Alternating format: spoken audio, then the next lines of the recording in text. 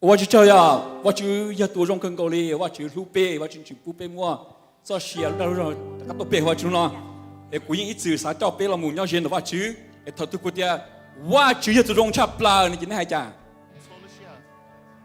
错路西好的呢，当中啊，还到绕的呢，OK， 这国家电子人的还呢，我就要多种差不啦。错路西好，我只注重插来。错路西好，我只注重插来。错路西好，还多，say like you mean it。我只注重插来。错路西好 ，Amen。你来背，是的，神主了背。Hú câu khổว่าชื่อวิว่าชื่อตุรงชาบเลยที่ไปยาวว่าชื่อเจตินิงเอเมน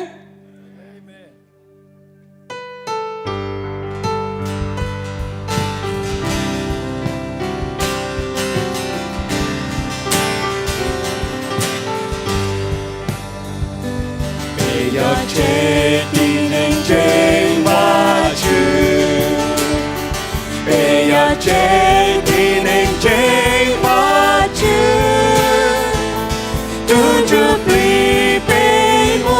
cho trong đời Chúa Giêsu bây giờ trên đi nên trên má Chúa để từ đó tôi nghe u cao mà sẽ cho tôi Chúa để nuôi kia bên sĩ tôi để kia trong địa để bao địa bây giờ trên trên quá trên bây giờ trên tin lên trên quá trên bây giờ trên tin lên trên quá trên tuôn chụp ly bê mua cho trong đời Chúa Giêsu bây giờ trên tin lên trên quá trên che pe lo hoa y kê hu cao mà sẽ cho hoa và chữ để nuôi che pe si to te che trong địa te bao địa pe yo che tin en che che pe si to te che pe si to te che trong địa te bao địa bây giờ trên tin en trên quá trên Amen. Praise God. Praise God. Lúc Friday yêu nói giờ đó chị. À chị. Chàoคุณhỏi này hai chị nói đi. Lúc Friday yêu nói chị. Ok, cho hai team mission conference cho tia sao muốn rồi, họ từ giờ ta đã xí, nè hà ở nhà lùa cái cũng chỉ bao đi nè, bút chấm mông, bút chấm mông, xa mông, ok, trong xe bút chỉnh John trong số lu, thì nó trong sang mông John, lu Friday nó giờ thầu xa mông nè, John trong đó trong xe còn này chỉnh cho, cho đó chỉnh cú xe ba xe tôi bây giờ你那我啥不去这么容易给，就领导别要啥不去这么容易给，套路时候我别静默啊，他我就进不被我路在路用啥不去这么容易，别给你啥不去这么容易，哎。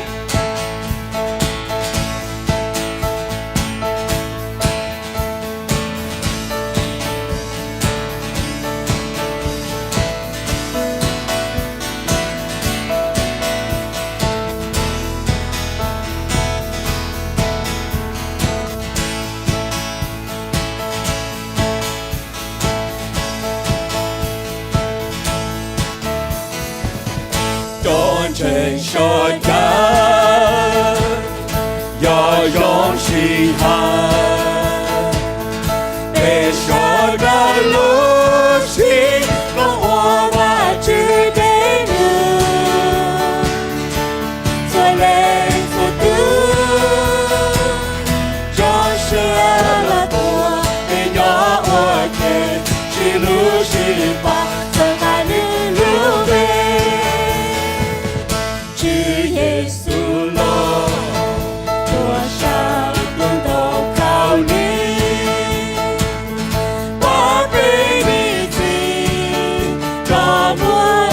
下一切，每天的的做梦中，找被找梦，道路心和真模样，短真沙滩，要容西海。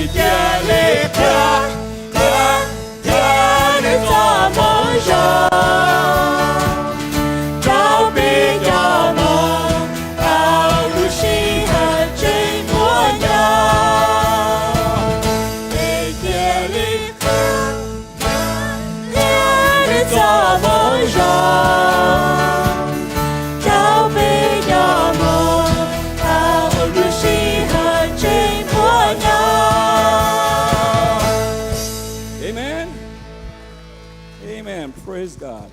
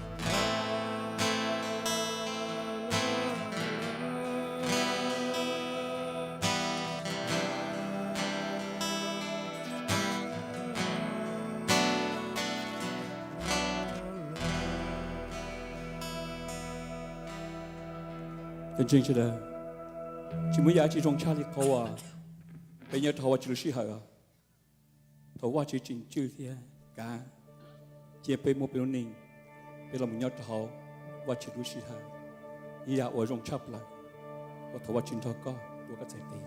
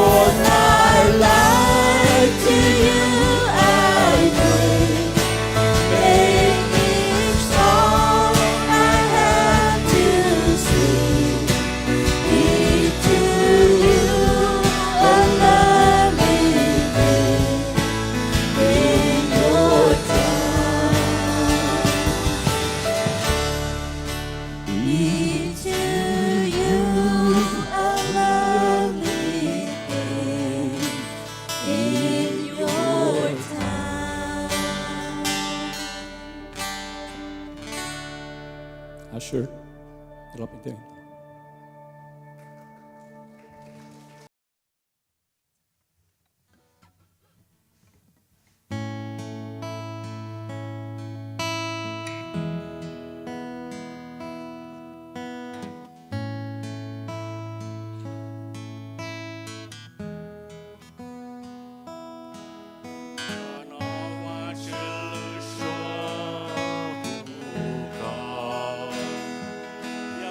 To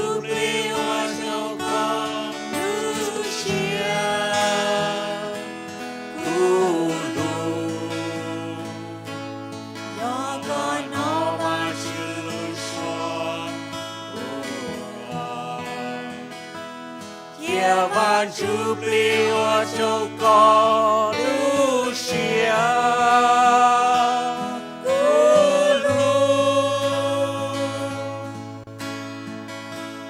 có tia lý tê kia hai tia cu nhỏ đời nó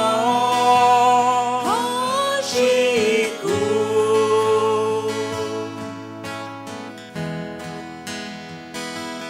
mà chỉ cho lưu haiวันcho có nhỏ Chúa Giêsu thọ ba linh gì ba con cho nụ ban chú bì hoa thân có gió có chi thọ cha yêu nữ chi chỉ cho ý tia có trình mê chỉ cho ý tia có trình luôn chỉ cho ý tia có từ lâu lâu lớn chỉ cho ý tia có trình mê chỉ cho ý tia có trình luôn chỉ cho ý tia có từ lâu lâu lớn yêu nữ chi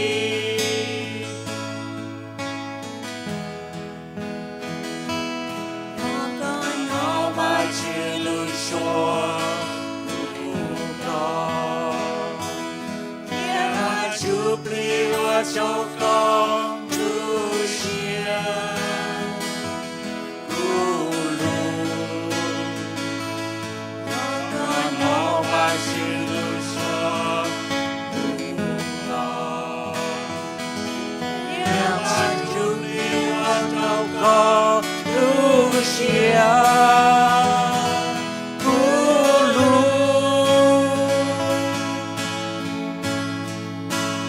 có chia tia hai tia cu nhỏ đời nó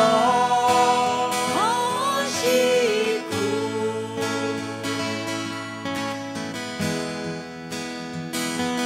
ban chỉ cho lưu hiền luôn cho có nhỏ Chúa Giêsu thọ ba linh gì ba con cho nụ chú bì hoa thân có gió có chi thọ cha yêu nữ chi chỉ cho ý tia có trình mê chỉ cho ý tia có trình luôn chỉ cho ý tia có từ lâu lâu lớn chỉ cho ý tia có trình mê chỉ cho ý tia có trình luôn chỉ cho ý tia có từ lâu lâu lớn yêu nữ chi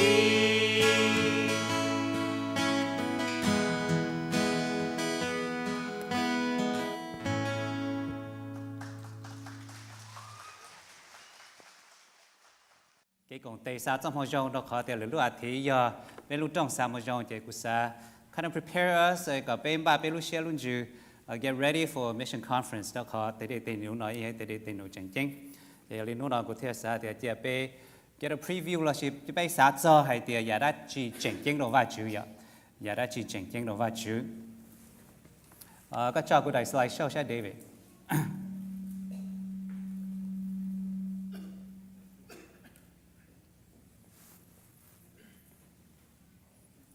Can you put my slideshow on, David?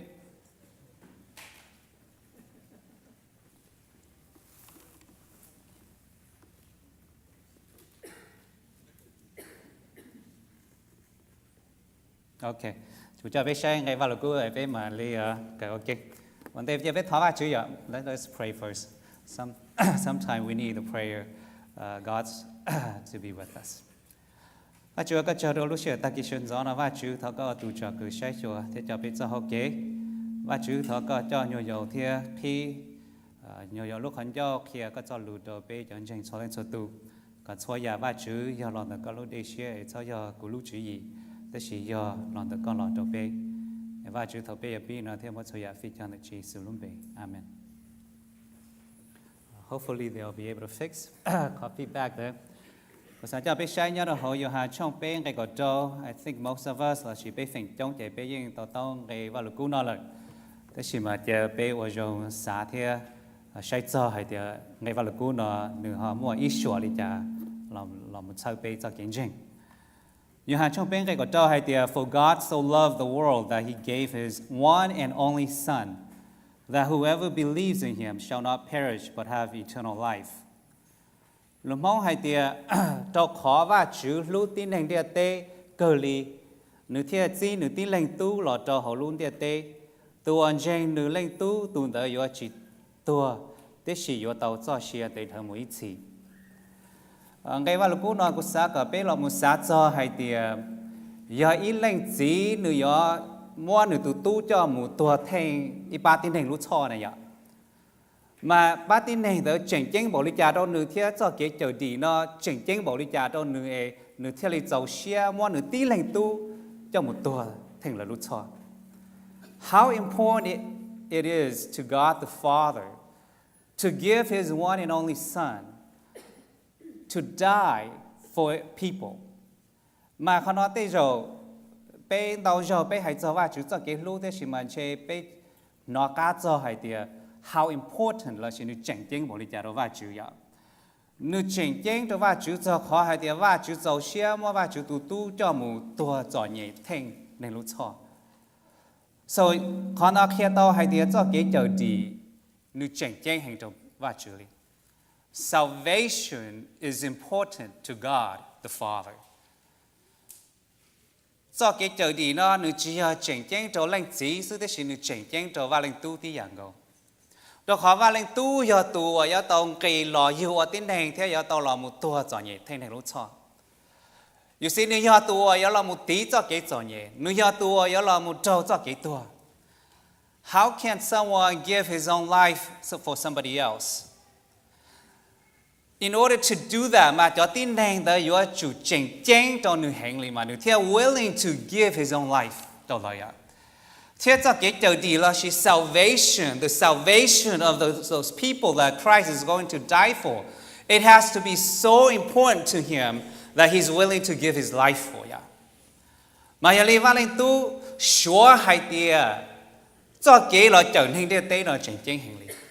Em nếu thiết giàu xia lò mua nếu tu khen là một yêu ở tên này chọn tu chính chỉnh chê là một tí cho cái cho nhẹ mua trâu cháy trong khí giả li bê tin hành địa tế thiết thầu cơ trâu cho cái cho nhẹ và giờ tua trong đồng khâu linh.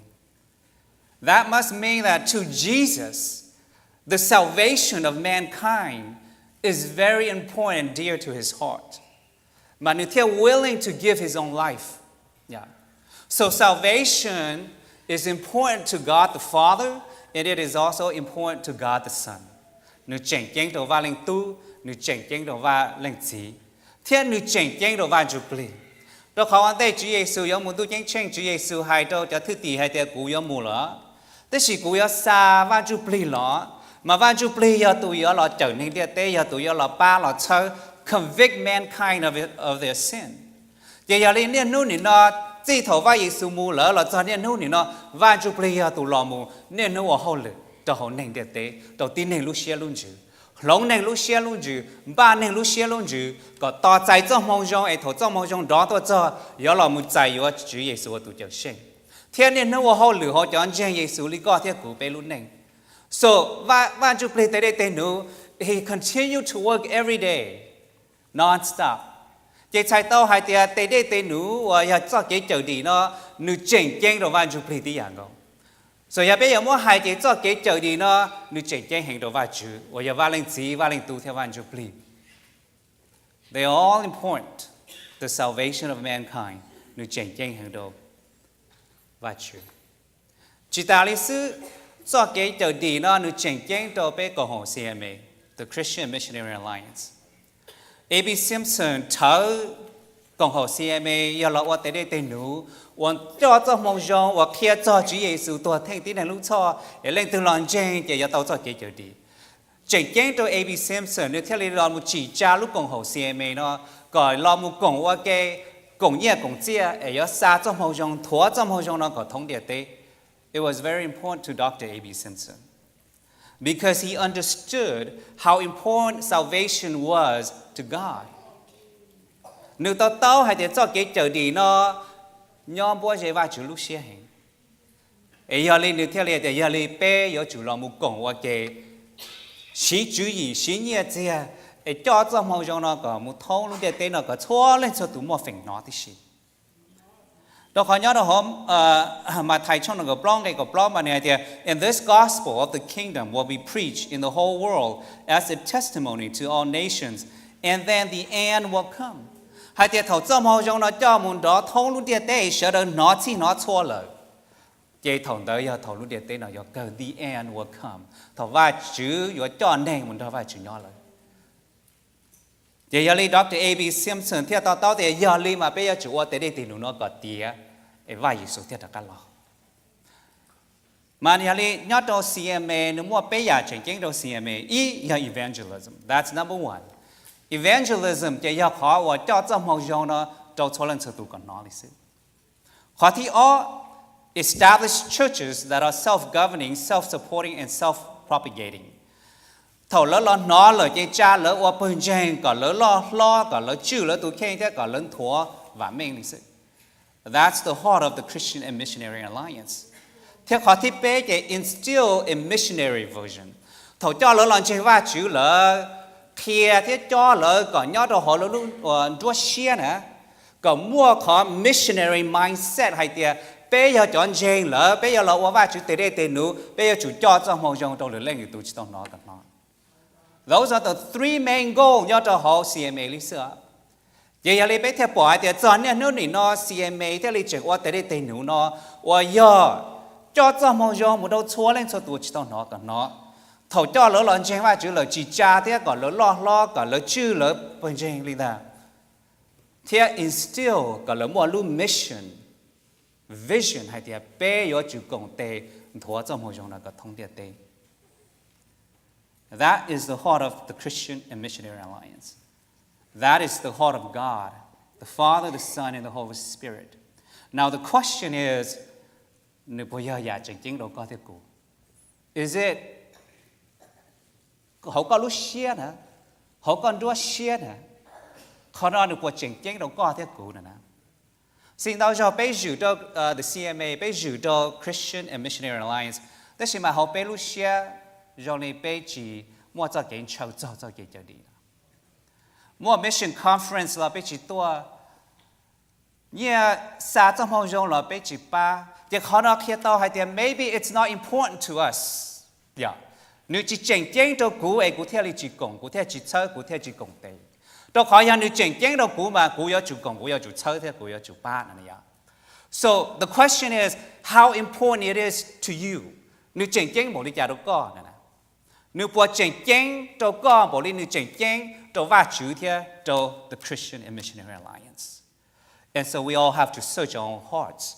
Bây giờ tàu chơi bê lu xia hay tiệt nhớ hậu bê lu xia nó giờ đã chỉ chỉnh chỉnh đồ bê nếu bộ chỉnh chỉnh li khó va chữ chơi cho cái chơi đi nó bộ chỉnh chỉnh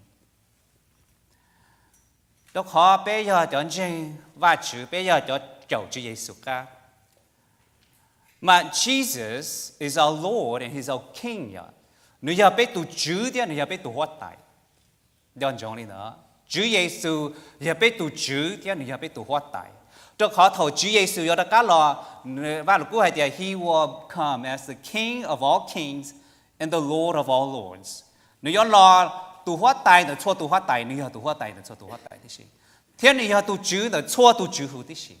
Vậy sao tao thì nếu giờ biết tu hóa tài, thế nếu giờ biết tu chữ. Mà biết tu chữ thế biết tu hóa tài Chúa Giêsu nó vấn đề nó giờ một tu chính chính mà nếu san hay tiệt nè chủ cho nên làm chuyện vậy chứ nè bi họ Jerusalem đâu cho thứ tỷ theo mù còn thông Samaria theo thông địa tây đó vậy tới đây tây nữa cho đâu cho thứ tỷ nữa chưa ta đâu cho thứ tỷ sao Nữ giờ trong con thế đâu cũ nên đâu nên nói đi theo. Because we are all followers of Christ. We are all disciples of Christ.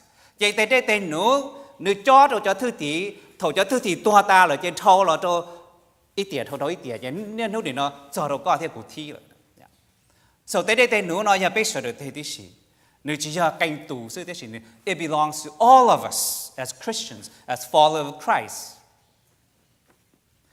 Bé lúc này bé mua nhau hiểu ra chỉ bé mua nhau we exist for Christ Lisa. Và là cụ thể là hai Chúa Giêsu chỉ bé for him, by him and for him này nè. Hai Chúa Giêsu chỉ bé, thế Chúa Giêsu chỉ bé đâu Chúa Giêsu. We exist for Christ Lisa. Bé mua nhau thì giờ đâu Chúa Giêsu ngồi Lisa. Chỉ bé tụi Chúa chờ xem cho kiến chờ hiểu ra chỉ.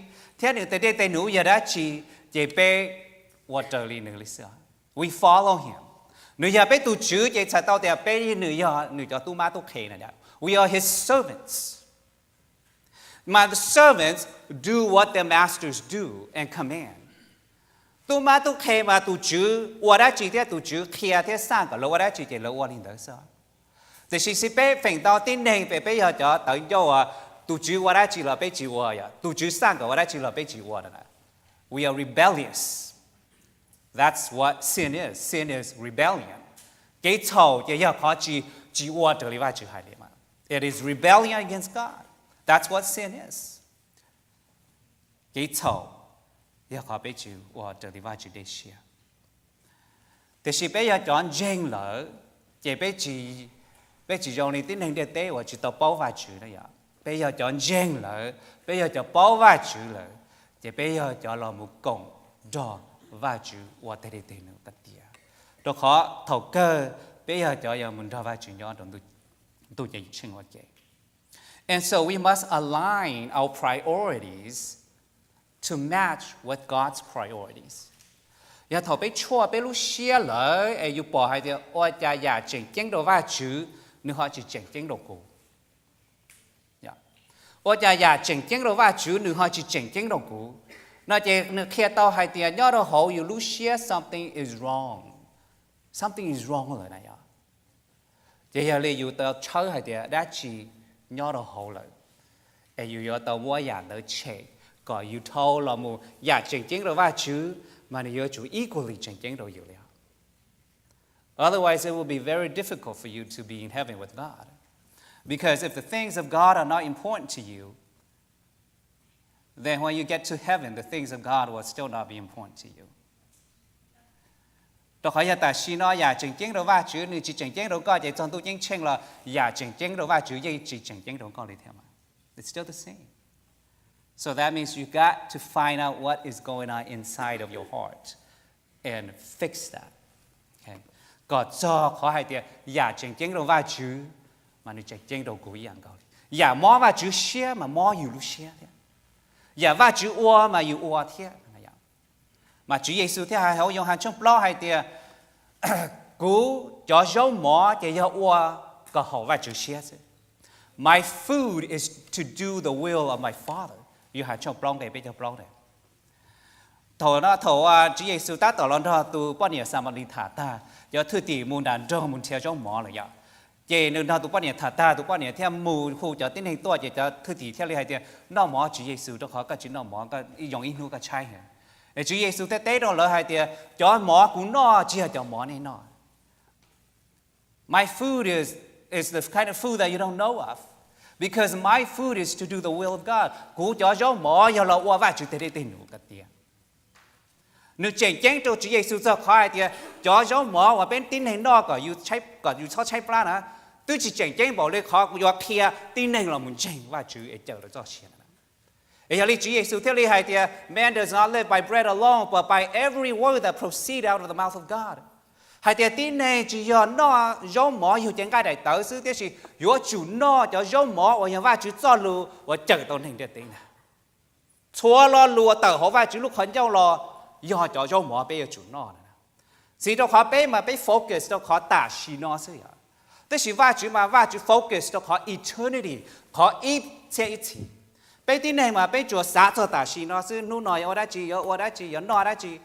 thế thì mà vợ chú mà nó focus on nhà và nhỏ mỗi chế thì nhà đó nhà chính chính đó vợ chú mà thọ bé làm chơi vợ chú rồi bé giờ chú long bé luôn nó có nhà chính chính đó vợ chú nó become bé có priority đi ăn cầu so that our priorities is aligned with God's priorities mà bé thấy nhỏ đó họ vợ chú luôn để share vậy as an individual or bé ý lấy tụ kinh nè we must make evangelism a part of our DNA. Bây giờ chúng mua cho cái kia cho mong rằng nó là qua khó chỉnh chế nhá đồ hậu yêu lúc xe luôn chứ yêu cho cái啥了。giờ giờ thầu nữ chỉnh chế đồ con nữ chỉnh chế đồ của bây giờ là tôi đi nói chuyện nữ chỉnh chế đồ bây phần chỉnh tan thọ này nè. thế thì mà nữ chỉ chỉnh chế đồ con nữ chỉ chỉnh chế đồ của giờ thầu bây tôi cái là nữ chỉ chỉnh chế đồ bây phần chỉnh liền. bây lại giờ CMA xứ nữ chỉ chỉnh chế đồ bây liền. You see? It has to be important to you and to me, all of us. See? So that when we come together, our heart is to bring the gospel to those who have never heard. Mà bây giờ cùng share, cùng chữ, cùng tê, cùng nhẹ chia, giờ cho một trong đó một thông luôn địa tê nó, no matter what. Giờ đã chỉ có tí thái là, giờ bây bỏ hạt và chữ bây tôi bây thọ rồi, chỉ muốn đã chỉ tí thái tàu bây này. Để Chúa Giêsu theo lý hai tàu bây tôi lý giờ. The gates of hell.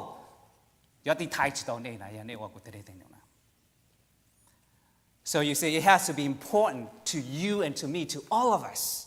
Not just a few, not just some, not to just the pastor or to the lâu. It has to be changed. Cái đó bây giờ chúng tôi cho lên sự tu tí sĩ. Mà thầu bên cái tây oa là mà thế bây giờ ấy cho mà cho một số là mà thiên đạo thông địa tây nó thế. Otherwise, in lang oa sẽ có giả vật tàu. It cannot be done. giờ bây giờ cùng tây lý chán đó xem ấy, bây giờ cùng tây lý chán đó vắt chữ có ở đây thế nào tiệt, ý chúa bây lúc share, where is your heart? If it's not with God's heart, then you have to confess your sin, receive Christ into your life, and make the things of God important to you. giờ có lúc share chúng chỉ tao cùng đó vắt chữ lúc share. Thế cái tao lệnh gì, thọ và chú, cho Chúa Giêsu là nhớ họ có lúc này, cái thọ nơi nhà chỉnh chiến đó và chú theo chỉnh chiến đó có.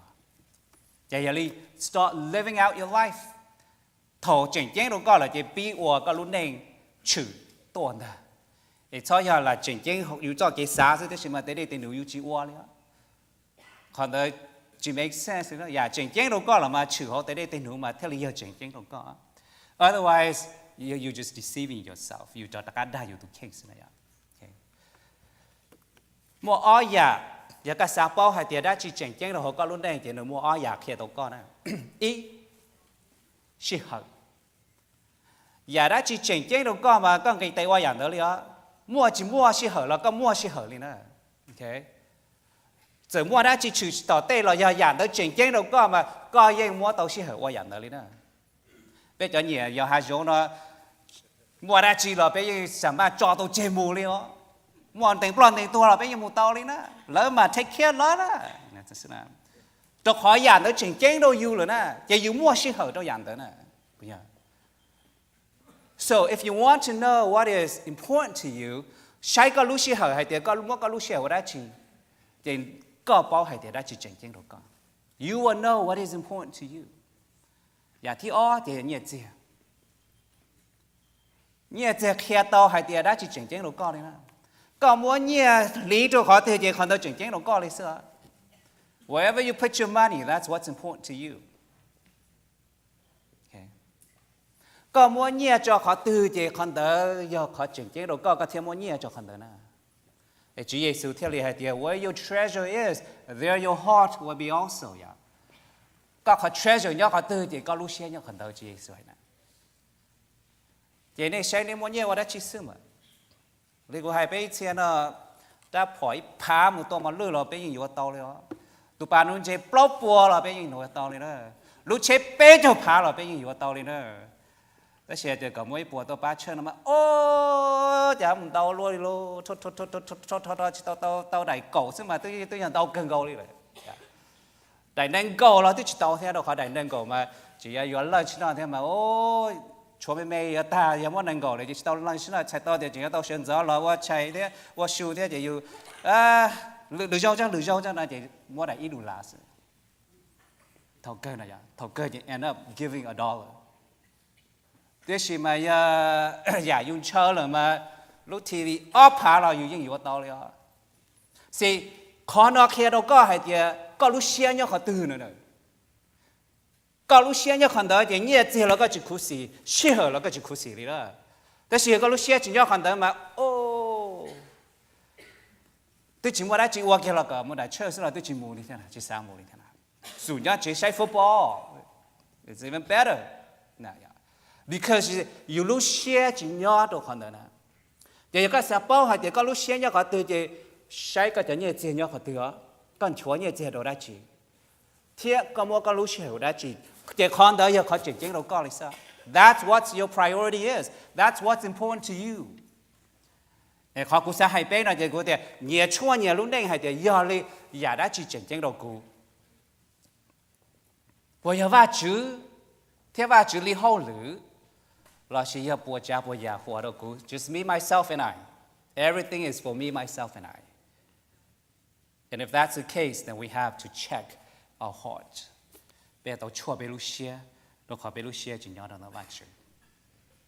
So those two things, you know exactly what your heart is. So we all have to check our own hearts and realign with God's. If you don't fix it, you won't make it to heaven. Because you see, tụi nàyว่าอยู่ด้วยเชื่อเลยตụi nàyมั่วChúa Giêsuเลยmà giờ lúc này lúc này mà lúc này muốn cho được vai Chúaเลยนะcho được vai Giêsuนะmà vai Giêsu thâu làวันนี้tụi Chúaเลยนะvậy tại sao thì lúc này he died to himself or she died to himself. Chúa Giêsu thế thì if you want to follow me, you have to deny yourself. That's what denying is. Denying is putting God's interest before my own. And so if I always put my interests first, then that tells me that I'm not in Christ. Bây giờ xua cha xua giờ cú lý sư cú lý mà cú theo hoa sư giờ lử tu lý mà cú chỉ hoa để chạy tao thì cú chỉ tao giờ vài chữ tu mình nhua. Cú theo lý phèn hoa cha cú giờ đâu cú tu khen sư này. Thì khó nào kia thì giờ cú tu nó tu là cú chỉ tao một tu chén chén. Vài Giêsu lo nó tu là cú chỉ tao một tu chén chén đâu khó thì cú chỉ tao mua chữ Giêsu hoa cú tu chữ này. Bùa cha bùa già cú theo hoa đâu cú tu khen sư vài chữ lý theo chỉ chén chén đâu cú. That's the honest truth. Because if you are a Christian, then the things of God are important to you. Giờ có giờ tuần tranh lỡ, giờ già, giờ vài chữ lý chỉnh chỉnh đâu có lý sao? Có tua đâu lý hả? You are willing to give, you are willing to sacrifice, you are willing to die for it. Because those things are important to God, who is your Lord. And if He's willing to die for it, you as His followers are willing to die for it as well. That's how we tell if we are a Christian or not. Chỉ là thì có chỉ willing to die for that. How can we be His followers? We can't. So that means we may be church attenders, but we are not Christians. Okay? And that's the issue.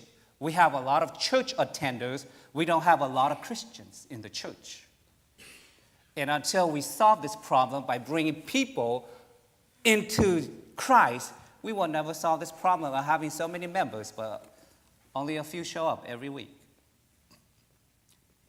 Thì bây giờ lòng nên lúc xia.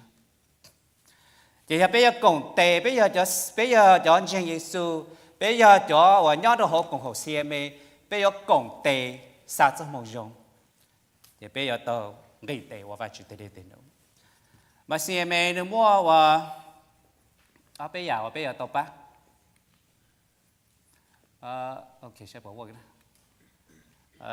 David, các cho của đại slide upside cho bà lại.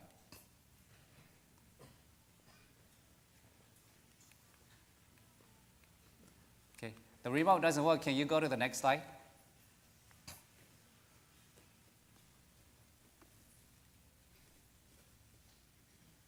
Next one. Okay. muốn chỉ cho Pawgntseeg bây giờ this is hopefully này bỏ giờ này xã công ty và chỉ tới đây tới nụ ở bên chủ CMA thì bây giờ tôi công ty đó CMA và chỉ tới đây tới nụ giờ CMA nó giờ nếu mua và the Great Commission giờ có chuyện kiến tra liền okay nhớ đó họ CMA mà nếu mua ở bây giờ cái bác giờ support fund workers fund outfit fund thì approve specials cho nên giờ cho và bên công ty shipa và chỉ tới đây tới nụ cái tiền nhớ đó họ còn học CMA. So these are the different ways CMA will hold it. Thông luôn địa tế là, okay.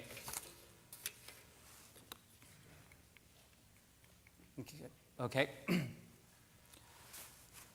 Cái khó trình chính cha nhớ đó CMA là the Great Commission Fund, GFC nó là Great Commission. Cho nhiều và lựa thì bây giờ cho luôn nè. Giờ cho nhiều là một CMA cho hold it thông địa tế nào lịch sử. The Great Commission Fund is the money that brings the gospel throughout the whole world. Okay? And if you put 66%, 12%, the Great Commission is the whole international ministry. Có 8% thì theo lý do cho chơi nhau tới trường cả nó.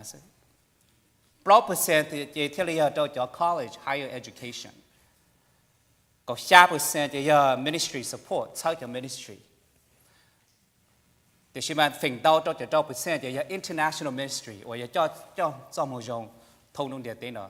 Cho như Great Commission thì cho thể với cho missionary cho salary, thể lợi cho vajtswv, thể lợi cho health insurance, thiết cho ministry hoặc cho tàu vật. Okay. Thì giờ lấy cho xong là thế này có bé phình cho lù ba được không? That is the heart of the Christian and Missionary Alliance. Giờ bây giờ chỉ cho bây chỉ ba thì lên từ ở tới đây từ nụ nó chỉ muốn lên từ ở liền mà bây giờจะthầy tao bây giờ missionary bây giờ ở tao ministry giờ lúc tới chờ thông điện tới nữa we can't we need the financial support of every member of the Christian and Missionary Alliance giờ lý bây giờ lý phim cho lũ cho xong bây giờ我要建话主了那知道係就多chơi thế nào giờ này多chơi ba là good but every Christian should support the Great Commission Fund unless you are not a member of the Christian and Missionary Alliance. Okay? That has to go into your head right now. Giờ của CMA là của chủ ba the Great Commission Fund thế nào? Giờ của chủ ba the Great Commission Fund thì của chỉ tại CMA của một lượng chân lý sao? That has to be in your mind and in your heart. Hậu có lúc share hậu có cho cái xã nó giờ chủ yếu có nói lý sao? This is CMA's DNA. It must become a part of your DNA if you're going to be in the Christian Missionary Alliance. Giờ có nhớ đó họ CMA thì khó nói giờ chủ yếu có luôn có share lịch sử sản năng hay lịch sử mà every year thôi giờ cho Great Commission là missionary có lúc share giờ chủ luôn thì xong đó sẽ của giờ cho luôn bảo đi cha what can I do to support của giờ sử dụng bảo đi cha của giờ chọn bảo đi cha của giờ khứ bảo đi cha có tao nhớ là một ba the Great Commission rồi có trong họ cho nó rõ thông luôn đi tới nó có nhà chỉnh đâu và chữ chỉnh đâu cũng được của giờ sử dụng đó giờ cháu họ luyện gì là của họ luyện gì là cháu của chọn đâu nhà họ của lúc này là của cho cả của mỗi nhà đâu là một chỗ the Great Commission Fund. We have to live that way if we are to have a mission mindset, Lee CMA. Okay. And so you have to ask yourself, what can I do this coming year, next year, so that có của ba tàu nhà đó Great Commission lựa thì bây giờ cho luôn đấy bây giờ. Giờ của sinh viên tao hiện lỡ của tao chọn tao giả. Đó là của tao khứ cho họ làm gì. You decide what you want to do or how you're going to do it. But you decide because this is the heart of the Christian Missionary Alliance. Everything the alliance does, it depends on the Great Commission Fund, isn't it? Giờ chỉ muốn nghe đâu the Great Commission Fund thì watch tao đi nữa lý sao? Giờ chạy tao để cho tao trong mong trong một đó họ tự lý sao? And so you and I, if we are Christians, and cho cái chỗ đi nó chỉnh chỉnh đồ vài chữ, cho khó hay tiền xa nữa tụt tụt, cho khó tiền nữa cho xe lò tua thêm nữa bé lúc cho khó tiền vài chữ bị cho xe lò qua đây nữa for 2,000 years or plus years. Thế CMA cho xe lò mù qua đây tiền nữa nó thông điện thế, and you are a part of that great system. How much are you going to do? Có yếu ổn bảo đi trả, là ba tiền nữa nó. Cú yếu ổn bảo đi trả, là ba tiền nữa nó. These are questions we must ask ourselves. So, the Great Commission Fund, you need to bao giờ rồi. Thế bây giờ ba, thế thì mà thâu the Great Commission Fund, CMH, mua có international workers and special projects. You see, chẳng như Great Commission Fund mà nó là thể bây giờ missionary, như là thể lỡ và chế thể health insurance đó là sự. Thế thì cho project, cho missionary mua nè, cho tu sa mà cho mua nè. Thế lừa giả nè, thì chỉ muốn như là ba lỡ. Lỡ chỉ rely on base, the members of the Christian Missionary Alliance là một base. That's why lỡ thêm mua cho project, cho fund nó nhớ đồ họ hay thì đầu tư mua họ nó xử lý nó để thay tao còn này cho chú chúa tao thì there's a need for this. That's why they approve họ nó nè. And therefore này ở chủ ba tuổi lỡ theo tao đầy đủ nè. Thế thì for the longest time, bây giờ bao giờ cho họ lừa nó lên. I don't think any of us ever contribute to any of these.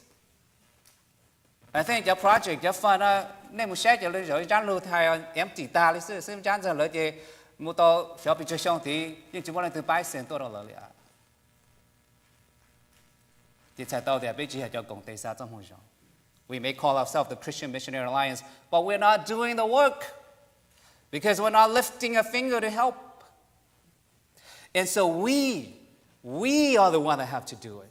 Mà bây giờ cho cùng tây xa trong mong trong they go lỡ mù mà để bây chỉ mù mà thế thì bây giờ tông cái tây ba lỡ theo ô tô này gì nó hay có chừng cái tây ơi lỡ một chỗ tí lỡ qua đấy chứ mà lỡ ô tô đấy chứ mà ở đây cho sự missionary thế này có một chi cho tí này nó lỡ chỗ nhỉ lỡ ní hay thì khi cho cái lúc của tụi mình nhiều nó mò lại thọ cái bao bên như thay nhầm rồi whatever cho nó mua hông mồ cái giờ tụi một khi cho cái lúc đấy mà có chế tới đủ là cho rồiเลยก็giờ một khi cho cái lúc đó là đi chả mà có giờ chế có chỉ mua là có hai giờ thâu có thứ lọ có thâu chỉ tao đi nè thì nói bé nó sửa nó so thì nó mót tao lấy bé thì nó mót tao vừa ta đi rồi but we don't know the needs of the people in the world and the missionaries and what they do. We just tune them out.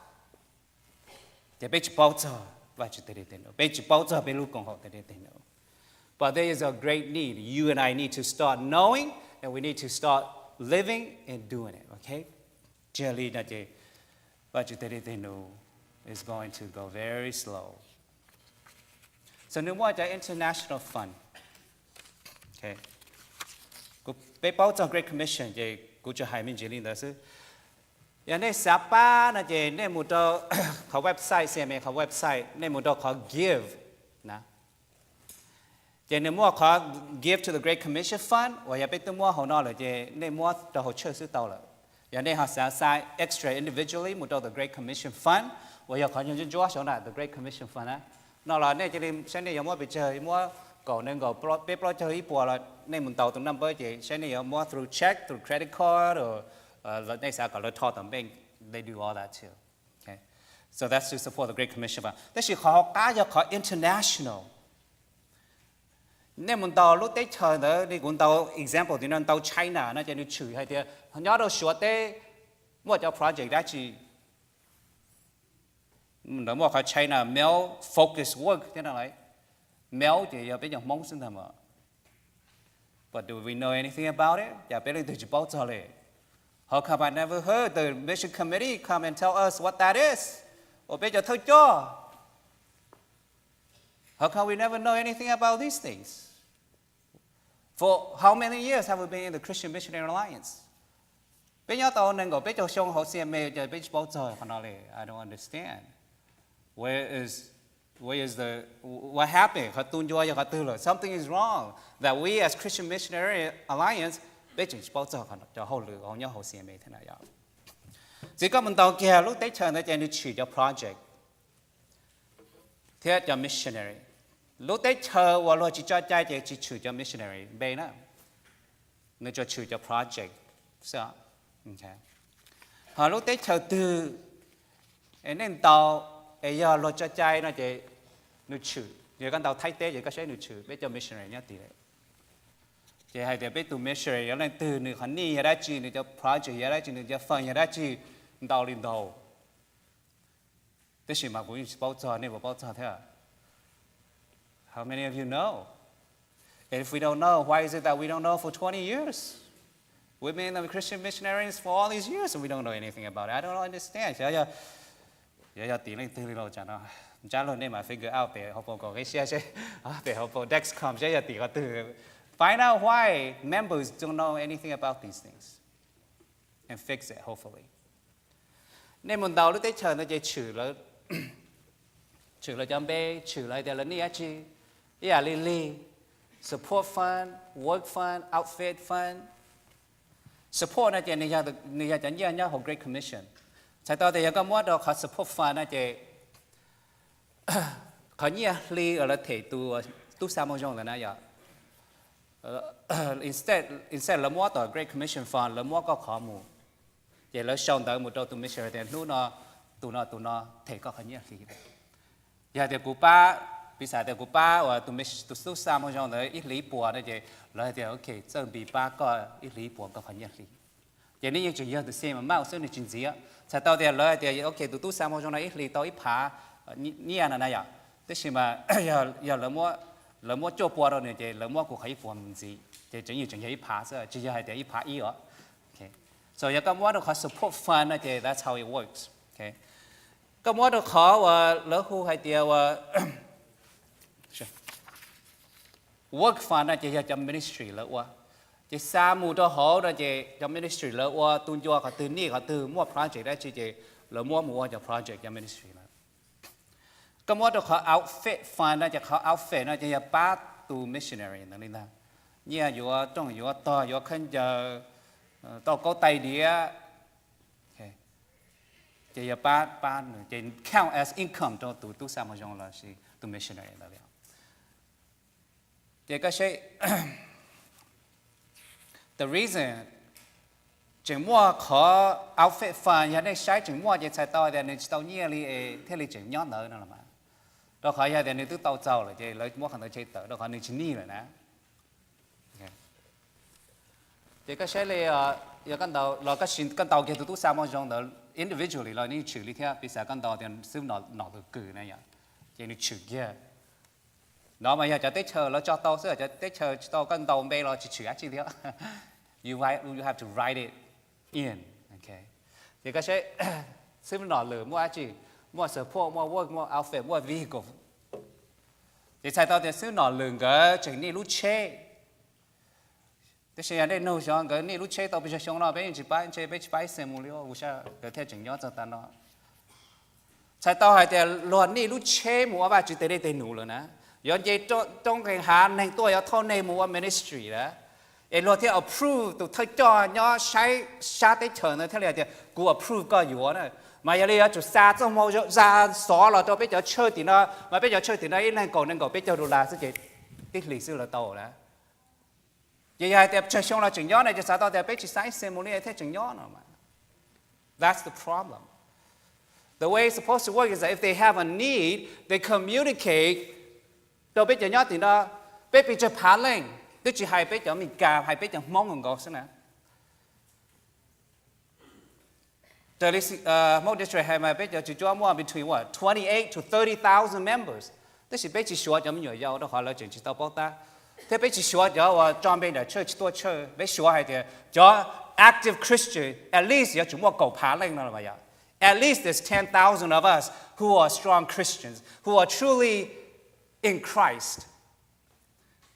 Giờ bé cầu phá lên lúc chơi bé cho phá bé bị chơi đủ là $3 right? Cú ba bé đủ là có ba bé đủ là bé cầu phá lên ba bé đủ là like that xứ lỡ từ tàu lúc chơi và ba chữ tới đây nữa nè.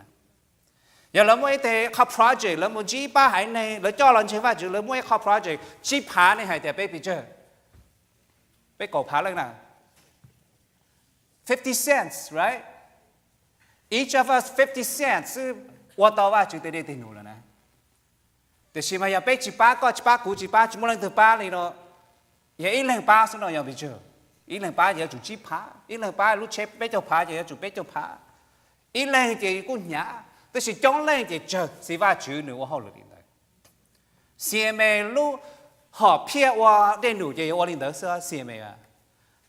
bé chọn lên bé xí ba thì ở bé sen ở bé đủ là còn nên là số tỏ đó thế thì giờ cái này qua thì you can't do it watch tàu giờ giờ lấy CMA theo lấy hay thì bé lo gì qua cái bé ở công tê gì đó chứ công tê thì công nhẹ chia rồi mà giờ công ai chứ nó nên thế nó xíu nó lừa tôi hay chắc thọ hay thì mua khó nói thọ đi thọ vào chữ thế giờ tạm bộ đi nó chỉ giờ cái này thọ vào chữ mình gọi chỉ sai nhẹ rồi đó chỉ trong hai thì chủ sai nhẹ rồi này hai thì cái này thọ vào chữ thế thì sai thì thọ vào chữ thì sai nhẹ rồi thì 我到底定nó tiền là chỉ giờ hai thì thọ vào chữ是cái cầu tệ nhẹ chỉ muốn này thì 我到底起码 nothing is gonna be done Chúa Giêsu thì Jacob thế này thì này bỏ tù sáng khi này thì mùi dòng có thả vào chữ phồng có một có thế chỉ chế chỉ đâu được nữa nó đã chính mà you see vậy sai to thì công tệ nó thì gì cái thả vào chữ là bây giờ chủ thọ nhẹ gì là bây giờ chủ ba sau tháng rồi đi là sau xong đó một tháng là xong đó một hai thì hey it's Christmas just want to wish you a Merry Christmas có nhớ Tết chờ giờ rồi có cho vào chế cho nhẹ cho gì cho mình tung nhỏ chế sau có lúc nào lúc giờ sao biết được là tôi Christmas gift được that's what it means but we don't do it and why is it that we don't do it maybe because chỉnh chế đầu vào chỉ chỉnh chế đầu bé thế chịu then that means we need to change ourselves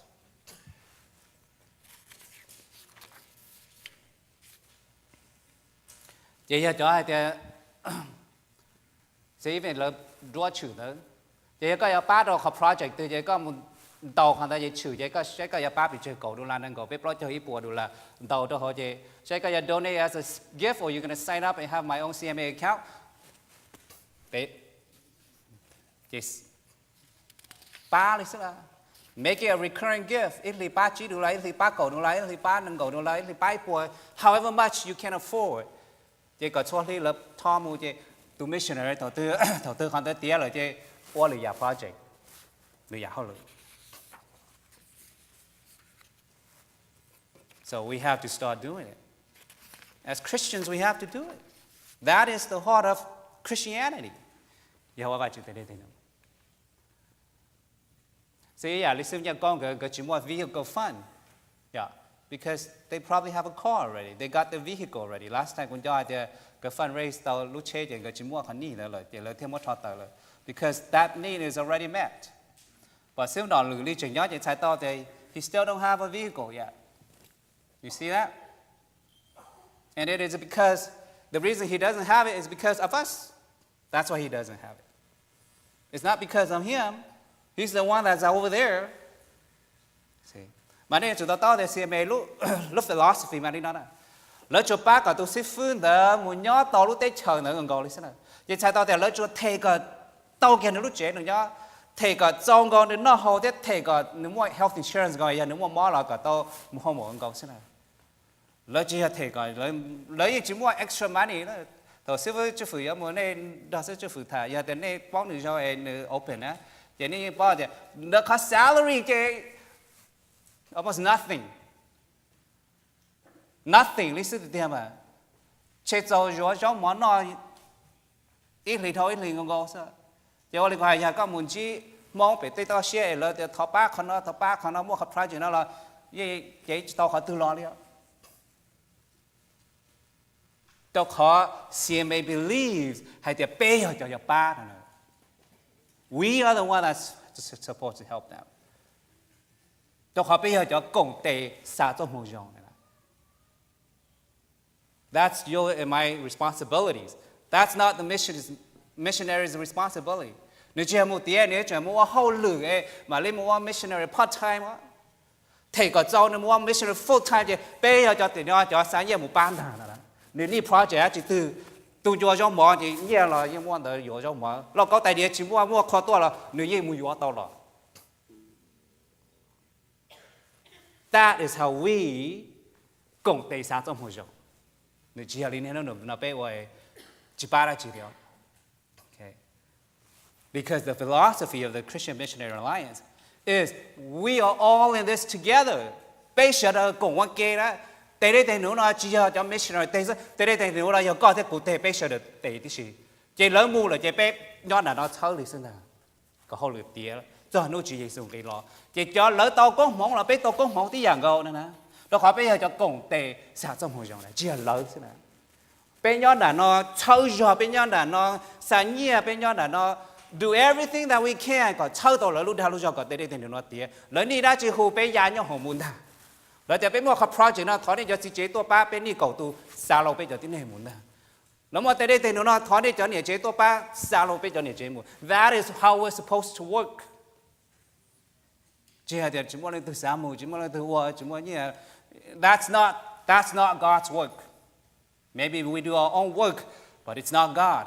Mình do Chúa Giêsu lý sao? I live to do the will of my Father lý sao? Chúa Giêsu nào? Even cho lu Chúa Giêsu hay là Chúa Giêsu thì cho lu cú hay nào là tôi chưa cú cho thế này. Giờ vang lên gì cho sao? Chỉ nó có thể cú we exist is to do the will of God.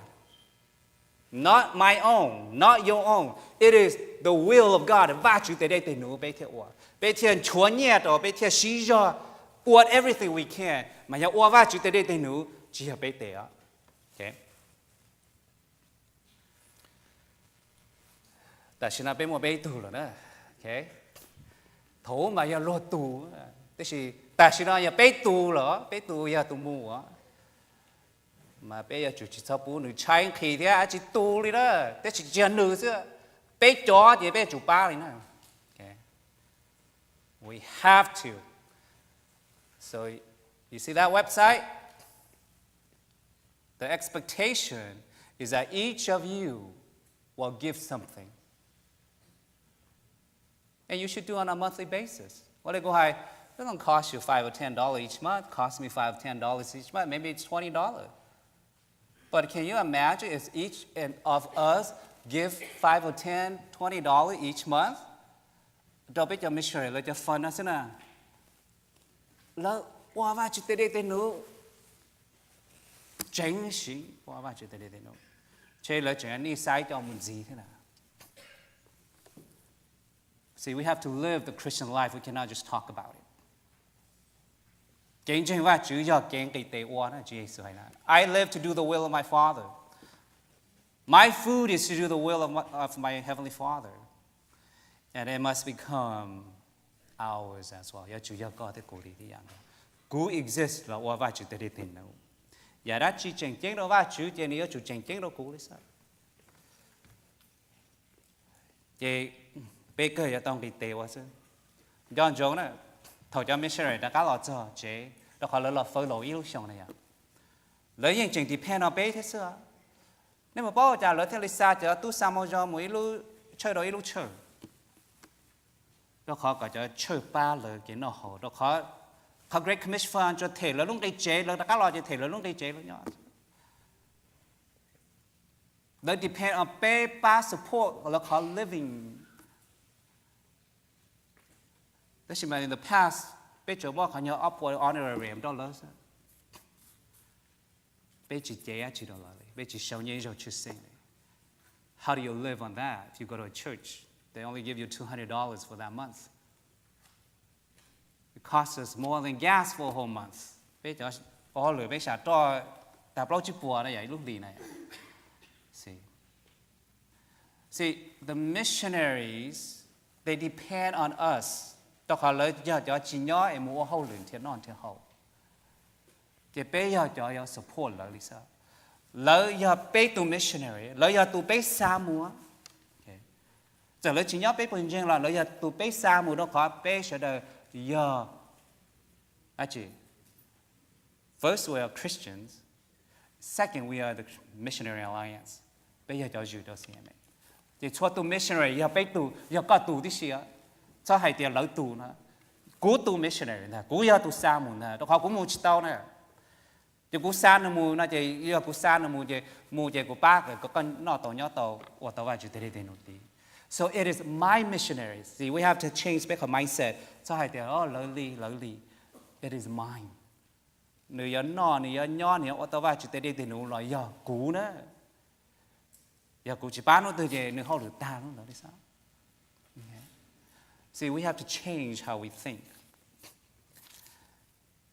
Để ta bỏ ra, nhà nên tàu tu missionary lúc bây chỉ chửi chỉ nhớ lúc tới thờ và lo chỉ bu, sai tàu thì lúc tết chờn đấy giờ chú chỉ bút sao trong hồ trong một nào thì này sẽ ba này thì này tàu mình tàu cái màn tàu này lúc bé thế này mà lên tàu thì này giờ ba đã chỉ ba đầu khó từ ba đầu khó support fund ba đầu khó outfit fund ba đầu khó workers fund nên tàu lúc bé nên tàu thì ba khó nói là chỉ là mà sam đâu okay.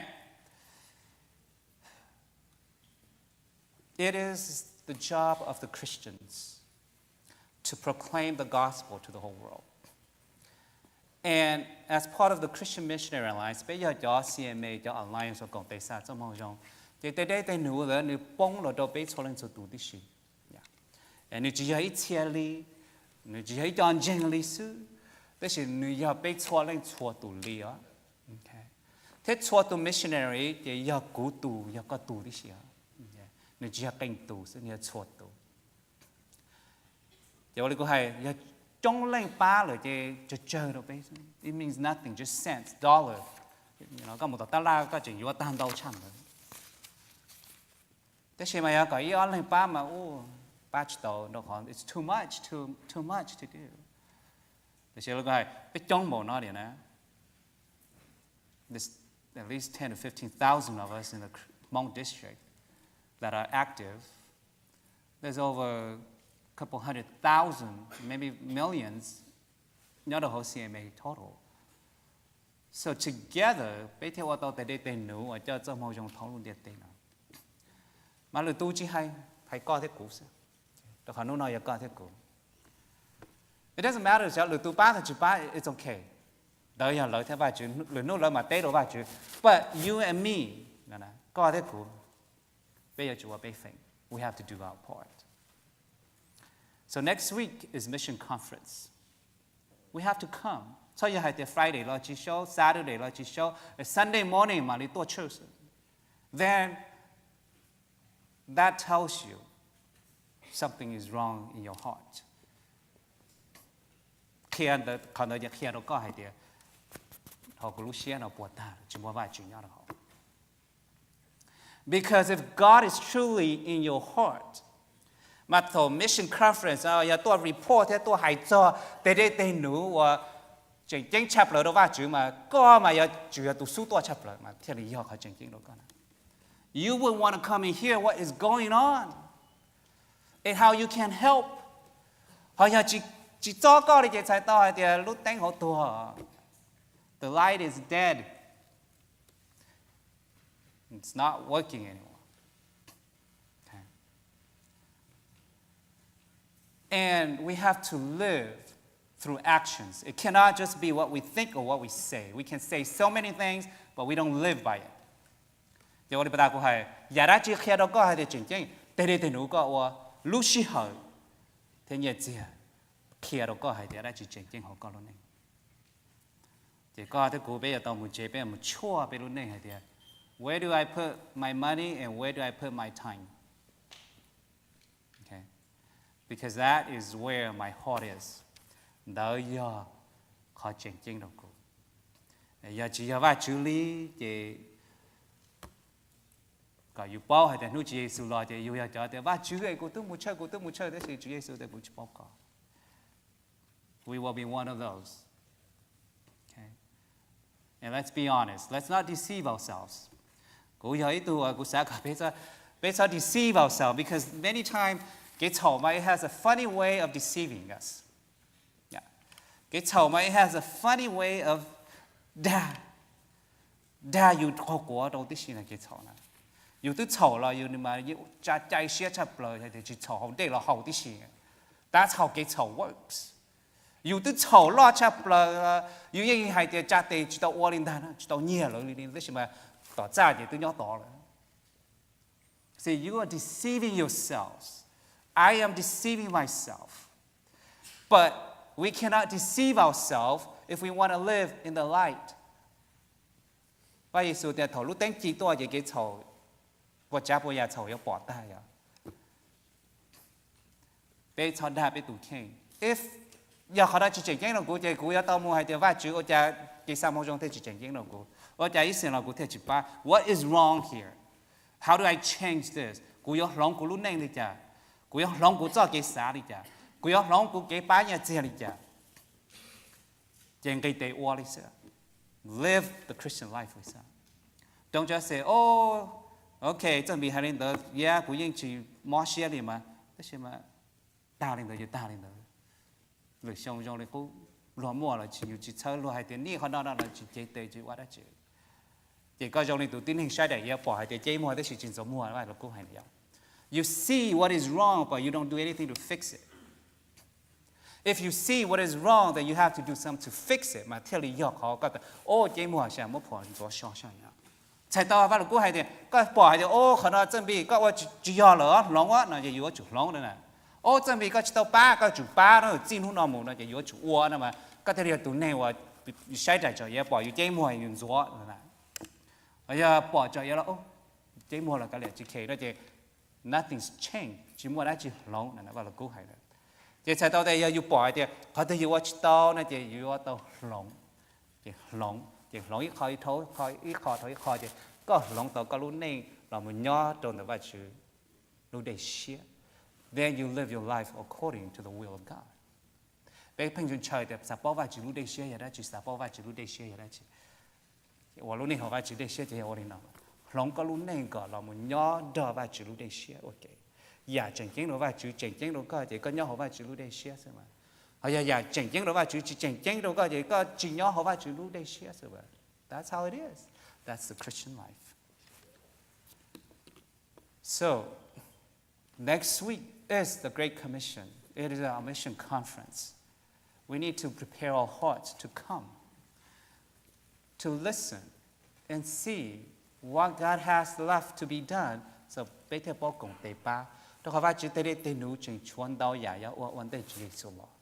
Thì bây giờ tôi cùng tế tế nụ nó có tế Chúa Giêsu lo thì lúc này cho nhẹ nhau hồn tế nó theo lý thông, theo pass away.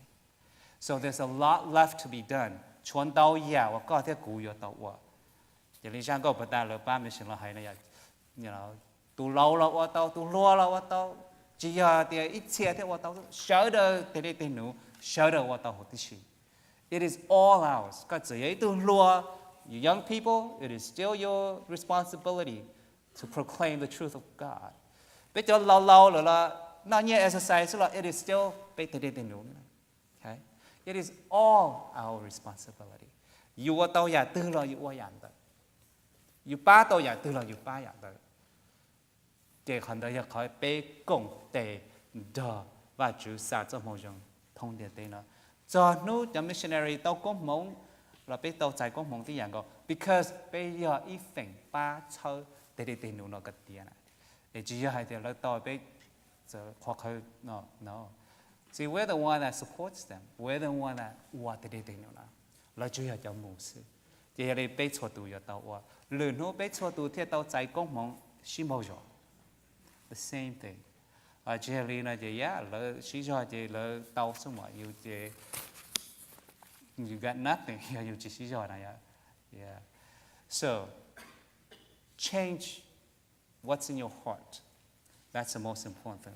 Có đồ thì lòng dạ nhau họ có lúc xưa ở đây. Nó khỏi giờ bây giờ thèn đó một cha nhám một cha là họ có lúc xưa chỉ lòng chỉ ta nó. Friday có những chỉ tua sát này có những chỉ tua Sunday có mà tôi chừng là church. So the first thing is change what's in your heart. Realign your priorities. Then nên sẽ bây tôi chơi thì bù chỉ trong này nên này em chỉ chơi thay đổi để nói mà cho lý và chỉ muốn hành tôi chơi đi này. That's because something is wrong in here, and we have to fix what's in here first. So, you cho lòng tao you sư, you lòng chỉ tao lựa tao. You tức lòng chỉ tao you bao nhiêu, you tên mình tự mình nhỏ. You can only change yourself. So all I'm saying is, look inside and change yourself. Ask God to come and live, dwell, reside, and together, then be what the virtue that they know the bad city. Let's pray. Và chúng ta có thể đến nữa để yên chỉnh trong cơ. Bị tỏ chi kiến thì chủ sĩ để giờ họ trở tin hành được tế sư và chủ.